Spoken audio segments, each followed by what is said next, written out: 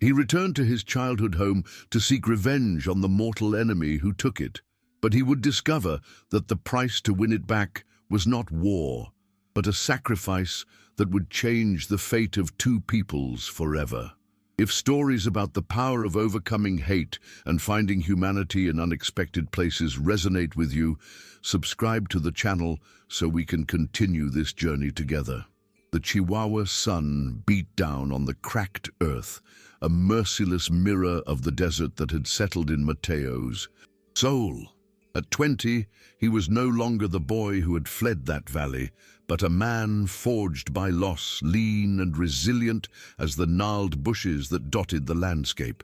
Each step of his weary horse brought him closer to the only place he still called home, an adobe ranch that held the ghosts of his parents.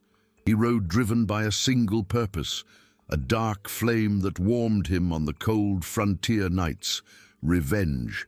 Hatred was his guide, an inheritance received in the raids that stole his childhood, and he had nourished it with memories of fire and screams, convinced that justice could only be written in the blood of his enemies. The Apache. As he spotted the silhouette of the house on the horizon, a wave of nostalgia nearly overwhelmed him, a sweet, long-forgotten ache. The fig tree his mother had planted still stood, a solitary guardian of his memories. But the illusion faded like dust in the wind. Smoke billowed from the chimney, a smoke that wasn't his. Animal skins dried in the sun, in the wrong places, and the melody of an unfamiliar song in a guttural language hurt his ears. His parents' house, the last sanctuary of his legacy, was alive, but with a life that didn't belong to him. It was occupied, and he knew, with the icy certainty that precedes storms, by whom. The enemy was no longer on the battlefield. He was sleeping in his bed. He dismounted, his body rigid with suppressed fury, and walked to the door, his hand on the revolver he'd inherited from his father. The door opened before he could knock, and the figure that emerged, framed by the threshold, was the embodiment of all his demons. He was a middle-aged Apache warrior, his face lined by battle and the relentless sun. There was a dignity in his bearing, a weariness in his eyes that Mateo, blinded by hatred, refused to see. This was Itza-Chu. Behind him, the shadows revealed a woman and the glimpse of children. "This land is mine," Mateo said, his voice hoarse with dust and rage. The warrior didn't move. With disconcerting calm, he simply held out a yellowed piece of paper, an official document bearing the seal of the Mexican government. Mateo snatched the paper from the Apache's hand, his eyes scanning the lines with growing disbelief. It wasn't a deed of purchase, but a decree. The land, his home, had been ceded to Itza-Chu as part of the new peace establishments. A desperate policy by a weak government to pacify the frontier, giving land and rations to the tame Apaches in exchange for a fragile truce. The word justice turned to ash in his mouth. He hadn't been robbed by an enemy in an act of war, but dispossessed by his own people in a bureaucratic act. This warrior wasn't an invader, but a neighbor imposed by law, which made his hatred even deeper and at the same time impotent. With the crumpled decree in his hand, Mateo rode like a lost soul to the nearest presidio, an adobe fort that rose like a rotten tooth in the landscape. There, he met Captain Morales, a man whose indifference was a weapon sharper than any bayonet. Morales listened to Mateo's story with barely concealed boredom, cleaning his fingernails with the tip of a knife. To him, Mateo's pain was merely an inconvenient detail in the complex tapestry of border politics. "Peace has a price, muchacho," the captain said with a shrug. "Your house was the payment. The tame Apaches spare us from attacks and inform us about the Broncos. It's a lesser evil." The words were like salt in Mateo's open wound, confirming that he was alone, a sacrificed pawn in a game whose rules he despised. Returning to the ranch, his helplessness turned to a poison boiling in his veins. If the law of men had betrayed him, he would resort to an older law, the law of intimidation and fear. He spurred his horse in circles around the house, kicking up clouds of dust, shouting threats that were swallowed by the wind. He wanted to see the panic in his enemies' eyes, wanted them to feel a fraction of the terror his family had felt. But Itza-Chu wouldn't give him that satisfaction. The warrior simply left and stood on the porch, unarmed, watching Mateo's outburst of rage with a stony expression. There was no fear in his eyes, only unwavering determination. There, Mateo understood he was not facing a savage, but a father protecting his nest. Mateo's courage at this moment is what inspires us. If you feel this strength too, show your support by leaving a comment. And to not miss a step of this and other incredible journeys of overcoming, be sure to subscribe to the channel. The following days dragged on in a tense, silent vigil. Unable to abandon the last trace of his blood, Mateo set up a rudimentary camp under the shade of a mesquite tree, at a distance that allowed him to observe the house without being an immediate threat. He expected to see the disorder, the brutality that frontier stories always depicted. Instead, what he witnessed was a disconcerting and painfully familiar routine. He saw the Itza-Chu woman, Nalin, tending a small herb garden with a dedication reminiscent of his own mother. He saw the children running and playing near the stream, their cries of joy echoing through the valley, overriding the ghosts of his own childhood. Each scene of normalcy was a small betrayal of his pain, a blow to his conviction that these people were monsters. He focused his gaze on Itza-Chu, searching for the murderous demon from his memories, but found a father teaching his son how to make a rabbit trap, or a husband exchanging a knowing look with his wife at the end of the day. He watched Nalin, whose hands seemed to know the secrets of every plant they touched, moving with a silent grace that was the center of gravity of that family. They were gestures of tenderness, of care, of life. They were images that didn't fit the narrative of hatred he had constructed. Slowly, without realizing it, his vigil for revenge was transforming into a forced study of humanity, and the certainty that sustained him began to show thin, dangerous cracks. The fragile routine was shattered by an ominous silence. The children's laughter faded, replaced by a heavy stillness that alarmed even Mateo at his observation post. He saw Nalin's agitation, her once graceful movements now quick and tense. Itza-Chu no longer went out to patrol the surroundings. Instead, he remained near the house, a sentinel of concern. Soon, Mateo understood the cause. The warrior's youngest son was ill. He saw the small body being carried in and out, seeking sun or shade, and the sight of that childish suffering awakened something dark and contradictory in his chest. A part of him, the poisoned part, felt a spark of cruel satisfaction. But another part, the one that remembered his own parents' despair, saw only the universal anguish of a family struggling with death. Absorbed in observing the drama, Mateo's attention slipped. The axe he was using to chop wood for his solitary fire skidded against the dry wood and opened a deep gash in his calf. Blood gushed hot and fast, staining the dusty earth. He cursed, tearing a piece of his shirt to staunch the bleeding, but the wound was ugly and throbbed with fierce pain.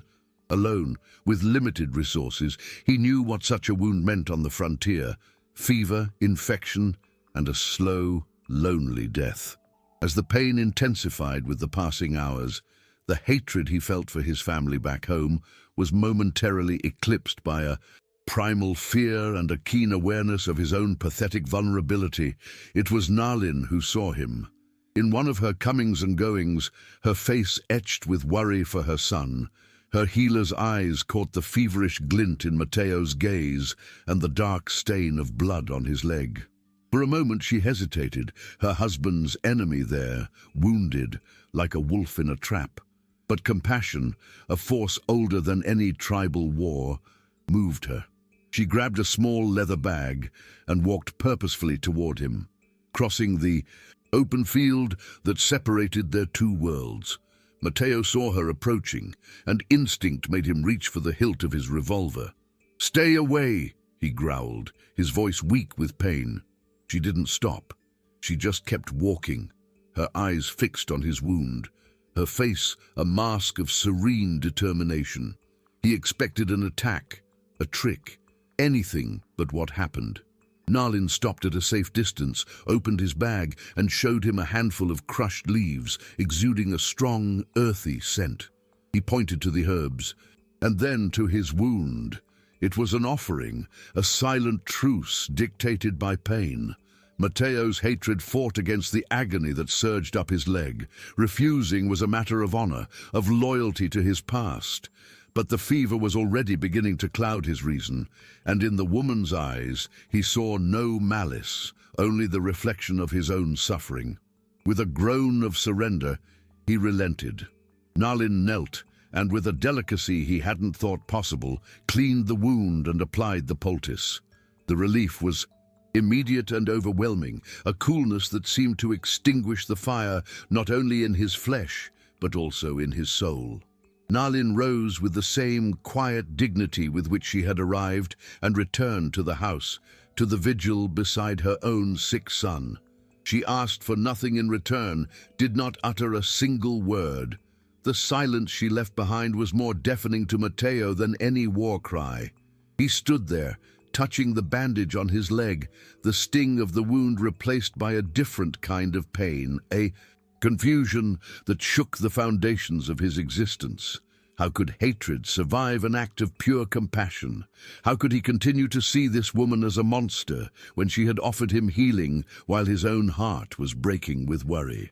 Mateo's world, once a simple map of friends and enemies, of right and wrong, had become an unknown and frightening territory, and he felt lost within it. In the days that followed, a subtle yet profound change settled over the valley. Open hostility gave way to a fragile, undeclared truce. Mateo's leg improved each day, and he noticed with surprising relief that Itza-Chu's son also seemed to be recovering, as he could already see him taking a few unsteady steps on the porch. One morning, Itza-Chu, as he left the house, gave Mateo a brief, almost imperceptible nod. It wasn't a gesture of friendship, but of recognition. The next day, Mateo left a rabbit he had hunted by the stream, halfway between his camp and the house. Hours later, the game was gone. No words were exchanged, but a silent pact had been sealed. This strange new peace, however, was as fragile as a layer of ice on a stream. Mateo, his senses honed by a lifetime on the frontier, was the first to realize something was wrong. The silence of the desert had changed. It was no longer peaceful, but expectant, like that of an animal holding its breath before attacking. He began to find disturbing signs on his patrols: the hoofprints of multiple unshod horses, the remains of a hastily extinguished campfire, a hostile symbol scratched into the bark of a tree. These weren't Itza-Chu's tracks. They belonged to others, many others. From atop a hill, he saw Itza-Chu on the roof of the adobe house, his body tense, his gaze sweeping the same distant ridges.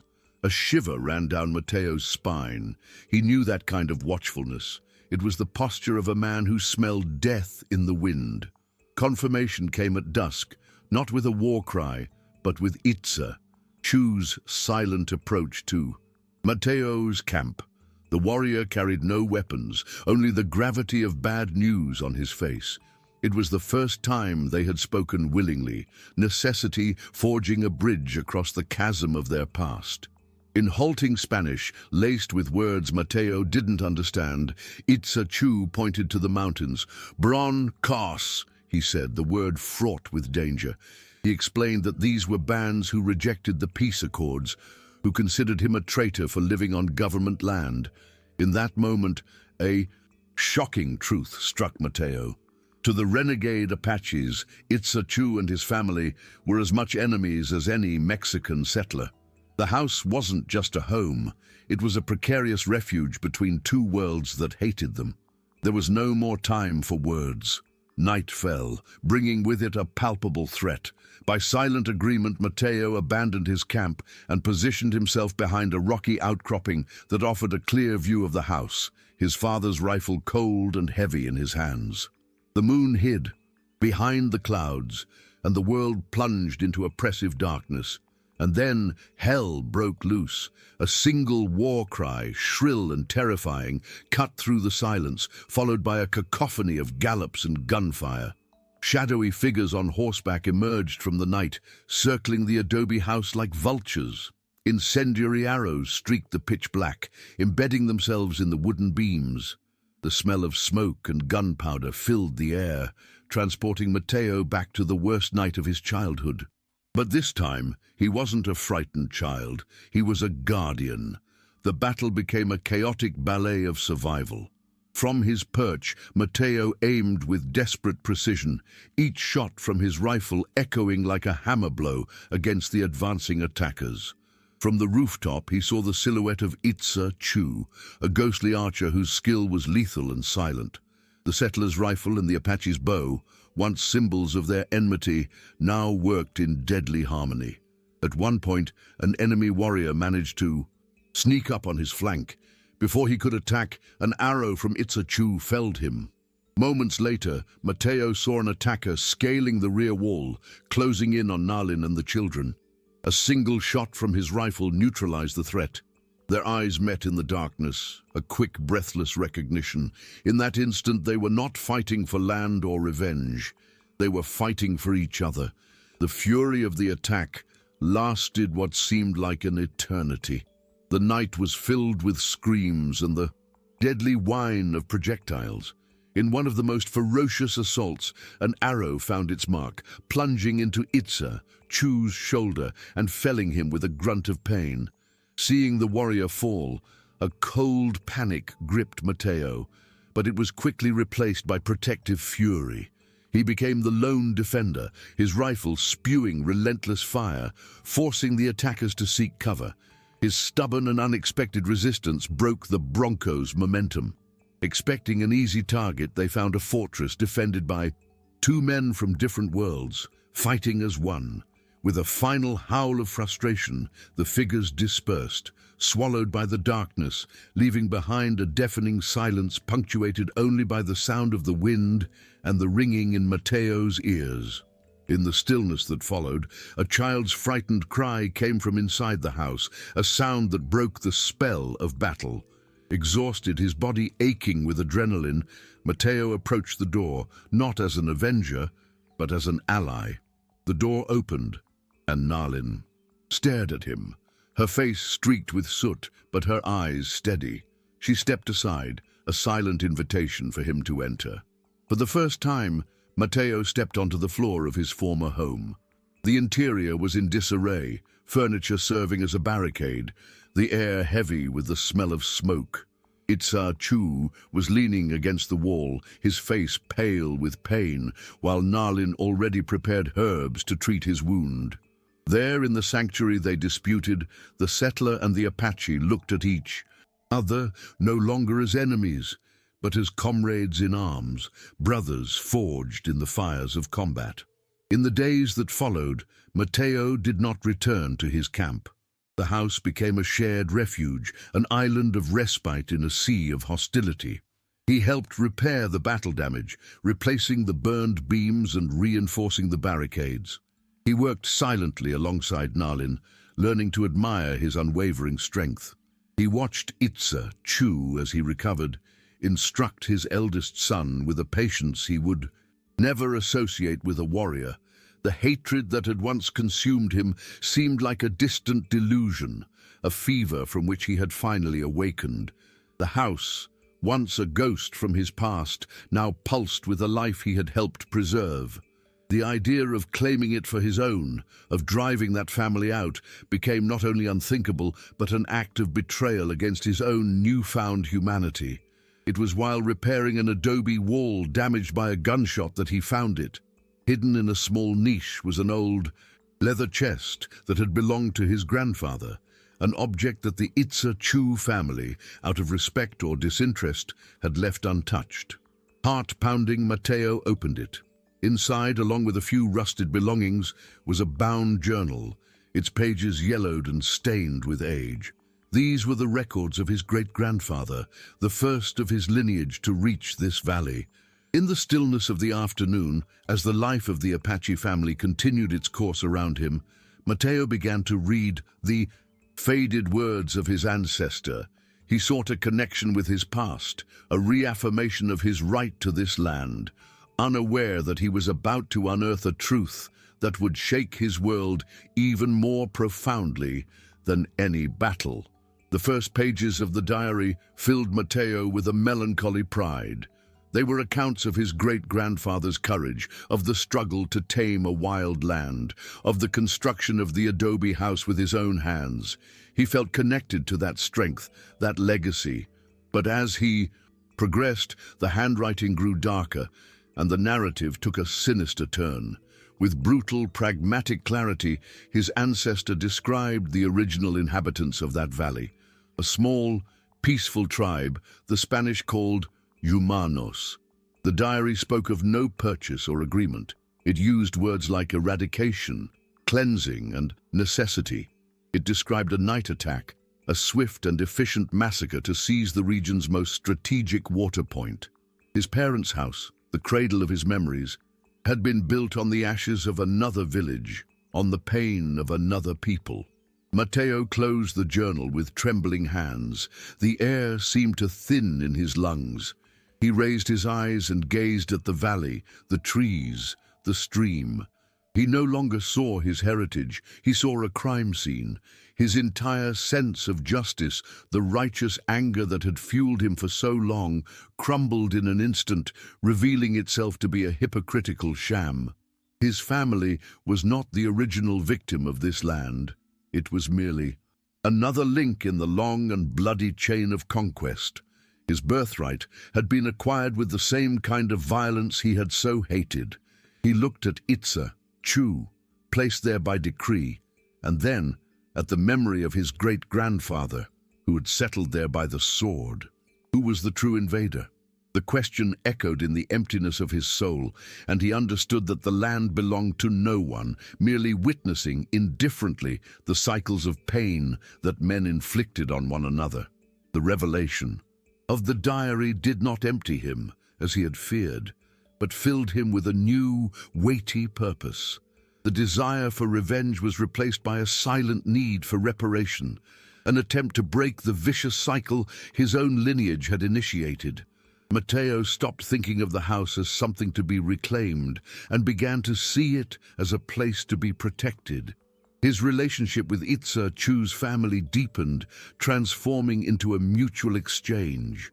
He taught his eldest son how to carve wood with his father's knife, and in return learned from Nalin the names of healing plants, and from Itza-Chu how to read the subtle signs of the desert. Language was no longer a barrier, but a mosaic of Spanish and Apache words, gestures, and understandings. For the first time in his life, Mateo felt not an heir to possessions, but part of something alive and pulsating. But peace on the border was a temporary privilege, and the world of men soon came knocking. One day, a small detachment of soldiers from the Presidio appeared on the horizon, bringing not an attack, but a cold official notification. Captain Morales, acting under new orders from the capital, had declared the peace establishment a failure. The recent attack by the Broncos had conveniently been attributed to an alleged betrayal by Itza-Chu, who had collaborated with the invaders. It was a blatant lie, a pretext to nullify the agreement and return the land to the settlers. The soldier delivered an ultimatum. Within 3 days, Itza-Chu and his family must abandon the property, which would be legally returned to its rightful owner. Mateo de Bureaucracy, once again, was here to finish what the violence had started.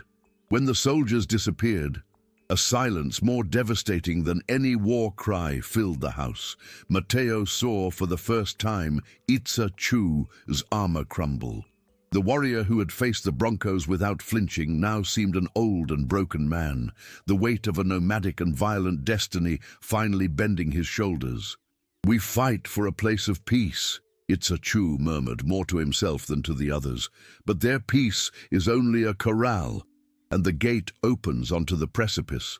Nalin, in her silent resilience, hugged her children, her face a mask of wounded dignity, trying to protect them not from arrows or bullets, but from a much colder and incomprehensible cruelty, that of the law. In that moment they were not Apaches. They were just a family watching their fragile world be torn apart by a lie. Mateo felt Itza-Chu's gaze on him. It wasn't one of accusation, but of resigned questioning. The government was giving him back his home, handing him the victory he had so longed for. He could simply accept it, turn his back, and let fate take its course.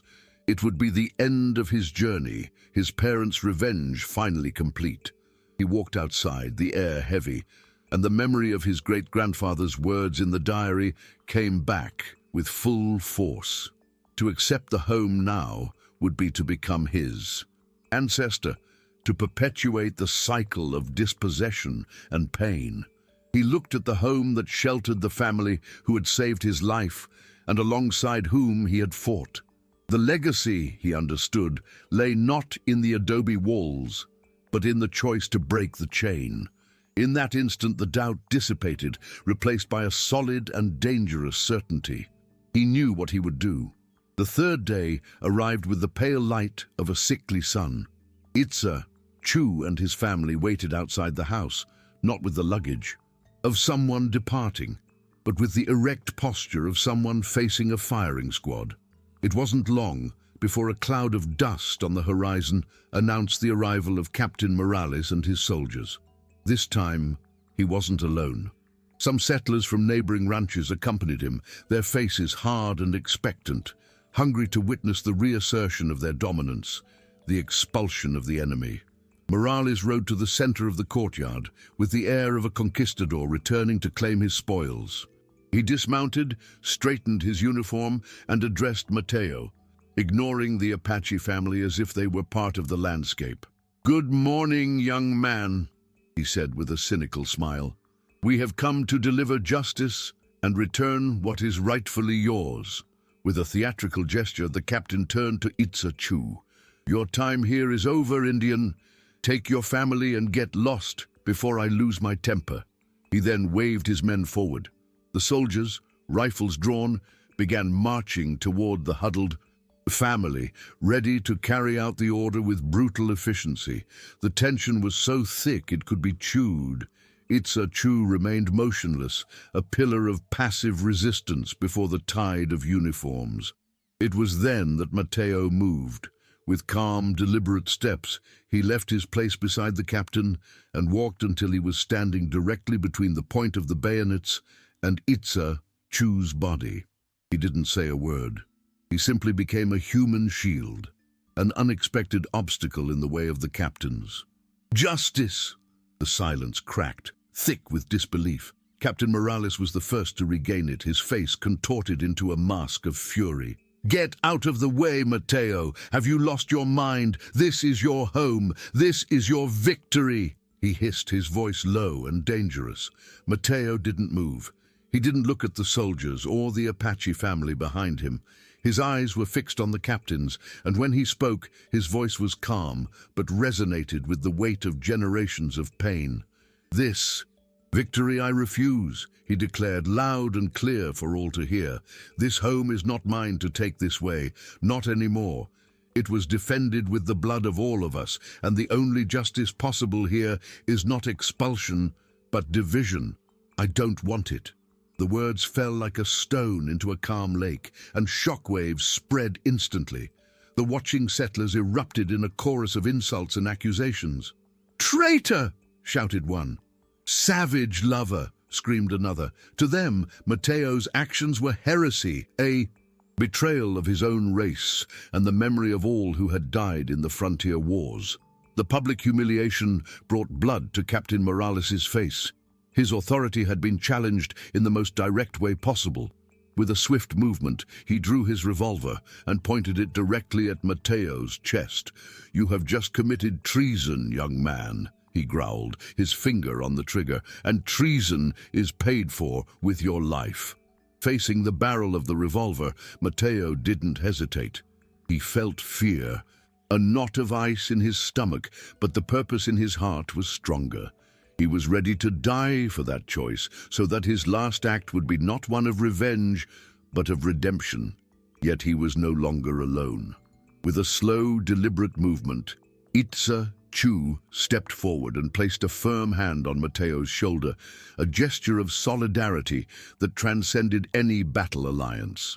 The warrior looked at Morales, and in his eyes there was not pleading, but a warning. The captain's pragmatism warred with his fury. Killing a dissident settler was one thing, but murdering a man alongside a pacified Apache leader in front of witnesses could inflame the frontier in a way his superiors would never forgive. The situation had spiraled out of his control. With a curse gnashing between his teeth, Morales finally lowered his weapon. The victory of carrying out a simple order was not worth the risk of starting a new war. He had been overcome not by force of arms, but by a moral impasse he didn't know how to resolve. "You are a fool, Mateo, a fool who signed his own sentence," he spat, his voice thick with venom. "This land will swallow you up." He sheathed his revolver and gave a harsh command to his men. The detachment mounted and withdrew, leaving behind a cloud of dust and a silence charged with dangerous possibilities. The other settlers gave Mateo one last look of contempt and disgust before dispersing, leaving him alone with the family he had saved, an outcast in his own land, his future more uncertain than ever. As the last dust cloud from the soldiers settled, Itza-Chu turned to Mateo. The respect in his eyes was deeper than any river in the region. "The spirit of your fathers would be proud," the warrior said, his voice grave. "You didn't fight for mud walls. You fought for honor, and honor has no owner." Mateo felt the weight of months of hatred and confusion finally lift, replaced by a calm clarity.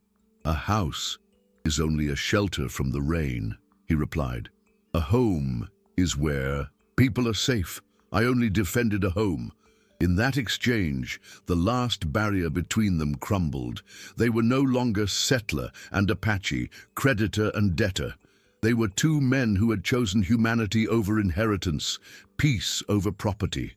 The future was uncertain, but for the first time, they would face it from the same side. The solution to the impasse came not from a decree or a map, but from shared labor. Mateo didn't ask for his house back, and Itza-Chu didn't offer it. Instead, Mateo chose a small plot of land a short distance away near an aspen grove and began clearing the land to build himself a new hut. For the first few days he worked alone, under the watchful eye of Itza-Chu. Then, one morning, the warrior approached, grabbed the other end of a heavy log and lifted it with him. It was a reluctant, clumsy beginning. Help was offered not with smiles, but with grunts of effort and practical gestures. Together, the Mexican and the Apache, using techniques from both peoples, began to build a new structure, mixing their sweat and knowledge into the same adobe that formed the earth beneath their feet. The seasons changed, and the valley adjusted to a new and unlikely landscape. The old adobe house and the new wooden hut coexisted, separated by a stream, but united by a fragile thread of mutual respect. The peace that prevailed was not made of laughter and hugs, but of silent acceptance and respectful distance. It was a tense peace, forged in the memory of distrust. When Mateo went to the village, he was greeted with cold stares and the hostile silence reserved for outcasts. The wounds of the past had not completely disappeared, but they had become scars, a constant reminder of the price of coexistence. Still, it was peace. A peace demonstrated in small gestures. A handful of herbs left by Nalin on Mateo's doorstep, a piece of game he left for the Itza-Chu family. Both now plowed the land, no longer as rivals vying for a prize, but as neighbors, cultivating the future. On one side of the stream, Itza-Chu planted her people's sacred corn. On the other, Mateo sowed his ancestors' beans and squash. They didn't work together, but watched each other, silently learning from each other's techniques and rhythms. Sometimes, at the end of a long day's work, Mateo would look at his childhood home, now Itza-Chu's home, and no longer feel the spectre of loss. He saw his hands, calloused from axe and plough, and understood the truth of his journey. He hadn't regained a material legacy, but he had forged a far more valuable one, a moral legacy, proof that peace, however difficult, is the only harvest that truly nourishes the soul. One afternoon, as the sun painted the canyon with fiery colors, Itza-Chu's youngest son, now healthy and curious, crossed the stream and approached Mateo's hut. He carried neither the fear nor the hatred of his generation, only the innocence of a child. In his small hand, he held out a hawk feather, a simple, silent offering. Mateo knelt and accepted it, his calloused fingers touching the child's for a brief moment. In the distance, Itza-Chu and Nalin watched from the porch of their home, not with apprehension, but with weary acceptance, and perhaps, just perhaps, a glimmer of hope. In that gesture, peace ceased to be a treaty or a truce and became something real, a fragile bridge built by a child's hand over a river of blood and tears. Revenge had been planted, but forgiveness had blossomed. Mateo's journey teaches us that true legacy lies not in the land we inherit, but in the bridges we choose to build upon it.